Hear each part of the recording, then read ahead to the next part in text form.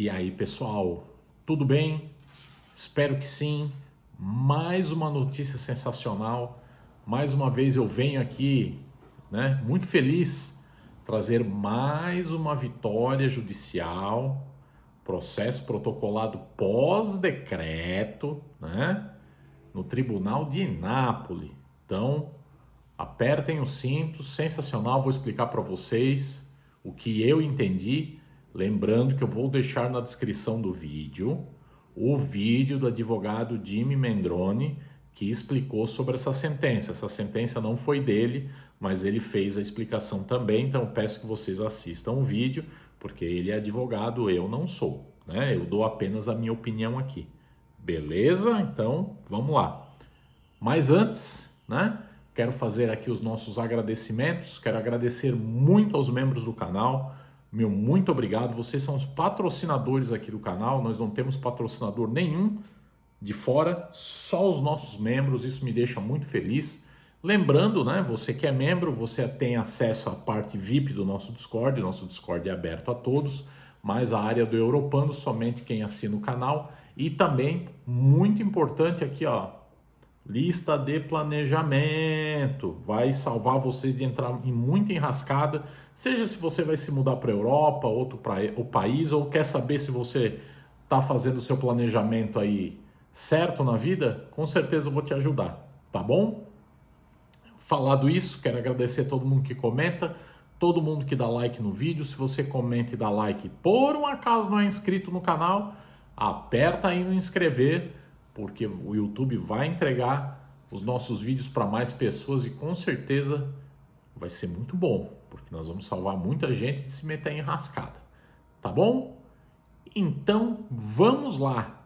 Sentença positiva, pós-decreto, Tribunal de Nápoles, e tem algumas questões aí que eu fiz o meu pensamento, sobre essa sentença. Primeiramente, qual foi a tese da defesa? Provou para o juiz que a família estava tentando reconhecer a cidadania italiana antes do decreto. Ok? Então vejam bem, vamos lá. O certo, da cidadania, do reconhecimento da cidadania italiana, quando a lei foi pensada, não o decreto da vergonha, esquece. Estou dizendo, quando a Constituição italiana foi feita, tudo bonitinho, não era precisar de processo judicial para você reconhecer a sua cidadania italiana. Você simplesmente ia invocar lá a área administrativa, ia provar que você é quem diz que é, via documentação, e eles iriam fazer os processos administrativos como deveria ser feito. Ponto. O que aconteceu? A Itália começou a se enrolar todo com um monte de sistema, com um monte de processo, começou a se criar uma fila maluca, E aí tem fila aí que tem 10, 15, 20 anos de espera, Isso é uma vergonha, não existe isso aí. Imagina, você começa o reconhecimento de uma cidadania italiana, vamos supor que você vai começar quando você faz 18 anos, porque você atinge a maioridade e você pode fazer, pela sua vontade. Poxa, se levar 10 anos, você vai ter o reconhecimento com 28. Se levar 20, com 38. Você não foi capaz de exercer toda a sua cidadania. Você foi impedido. Isso é um impedimento ao direito. Não estamos falando de um ano. Nós estamos falando de 10, 15, 20. É loucura. Então, o que começou a acontecer? As pessoas procuraram orientação jurídica e os advogados não. Esperar 10 anos para acessar um direito originário, isso é inconstitucional. Vamos levar isso para a corte, porque isso é ridículo. Então, o que existia, vamos colocar assim, antes, era um processo contra as filas dos consulados. Tirando a via materna, porque a via materna, para os filhos das mulheres que nasceram antes de 1948, ela não tinha contemplação na Constituição. Então o pessoal da via administrativa falava, cara, eu não consigo fazer isso aqui, porque não contempla, eu não tenho poder de passar por cima da Constituição. Então o judiciário era acionado para dizer para o juiz, cara, a mulher deixou de ser italiana agora, quando lançou a Constituição. O judiciário criou uma jurisprudência fortíssima, só que a via materna sempre foi só pelo judicial, né? Por isso que fala da lei de 48, não existe lei de 48, né? Existe a questão dos filhos nascidos antes de 48 por conta da Constituição. Ponto. Então, o processo de cidadania italiana judicial era o que? Era a via materna, que era só judicial, continua sendo, e depois se criou, né, os termos, processo contra a fila do consulado, via paterna judicial, começaram a se criar termos, né? Mas, quando era, vamos colocar assim, a via paterna, geralmente a tese do advogado era o quê? Olha, a família está lá presa na fila do consulado, né? No começo as pessoas se registravam na fila antes de entrar no processo.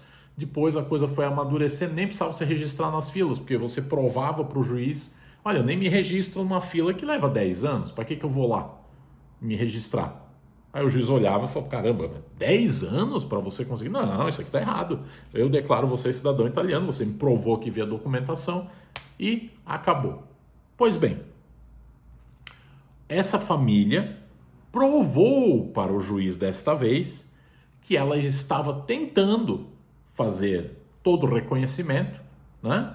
Mas era impedida por motivo do prenotame, motivo disso. Isso eu não preciso nem explicar para vocês. Todo mundo que é aqui da nossa bolha da cidadania italiana sabe como é que o prenotame não funciona, né? Eu não posso dizer assim, todo mundo sabe como o prenotame funciona. Infelizmente, a gente tem que falar a verdade, todo mundo sabe como o prenotame não funciona, né? Então eles tinham todas as provas, demonstraram ao juiz, né? E aí o juiz obviamente cita o decreto, mostra lá tudo bonitinho, mas o juiz entende o quê? Olha, os caras estavam antes já, a família estava antes, nem sabia que ia entrar o decreto, eles estavam tentando pela via que a gente criou, né? Ah, mas eles não entraram com processo judicial antes. Gente, eles estavam tentando. Você não pode ser julgado porque você não tinha recurso para entrar com processo judicial, porque você não sabia que podia entrar com processo judicial. Lembrando que, né, cidadania italiana é um direito originário, é imprescindível, né, não tem data de validade, tudo bonitinho, as cortes já sempre falam isso. Então, qual foi a tese lá da defesa? Olha, vamos mostrar para o juiz, né, que vocês já estavam tentando antes, e aí no meio dessa tentativa apareceu a turma lá naquela sexta-feira maldita e inventou esse decreto maluco que virou lei maluca. E foi o que eles fizeram. E aí, eu já sei, muita gente vai dizer, ah, mas viu, eles foram com decreto, se não tivesse entrado antes era o decreto, e decreto, lei, decreto. Gente, presta atenção, né? O que eu venho falando nos vídeos sempre. Processo da cidadania italiana não é mais aquele roteiro pré-determinado, aquela receita do bolo que era antes. Agora, mais do que nunca, cada caso vai ser um caso e a tua defesa é muito importante. Porque, por exemplo, imagina se os advogados, o advogado desse caso aí fala assim, ah, vamos lá no juiz brigar com o decreto. Vamos brigar com o decreto. Vamos dizer que o decreto é inconstitucional, tudo que a gente sabe que é. O juiz podia ter dito, olha, vamos aguardar a Corte Superior se manifestar? Vamos aguardar, então eu decido que eu vou aguardar. Vamos aguardar isso aí e a gente volta, né? Aí a pessoa ia ficar esperando, né?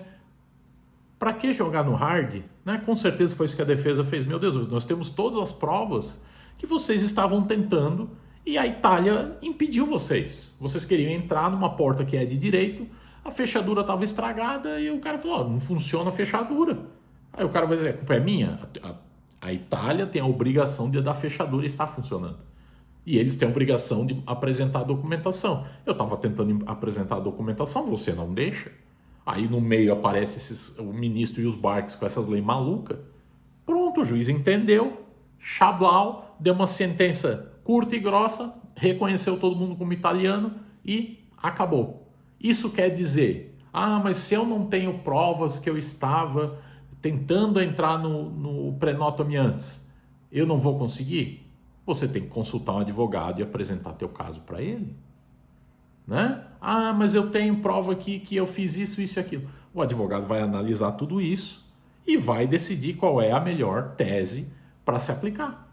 É isso que vocês têm que entender. Esse foi um exemplo de uma defesa que analisou o caso e falou, bom, para que a gente vai querer atacar se o decreto é inconstitucional ou não, se eu posso já provar para o juiz que antes de tudo isso acontecer, vocês estavam tentando. Pronto! Tanto é que o juiz cita o decreto bonitinho. Tá bom? Então, sensacional, parabéns a todos e principalmente ao Tribunal de Nápoles com a cereja do bolo, que eu vou dar para vocês aqui. A parte contrária foi a favor da família. Compareceu na audiência e concordou que eles tinham pleno direito, porque eles estavam antes tentando e a Itália falhou em cumprir o que ela tem que fazer. Tá bom? Não esqueçam de ler a descrição do vídeo. Eu fui. Tchau!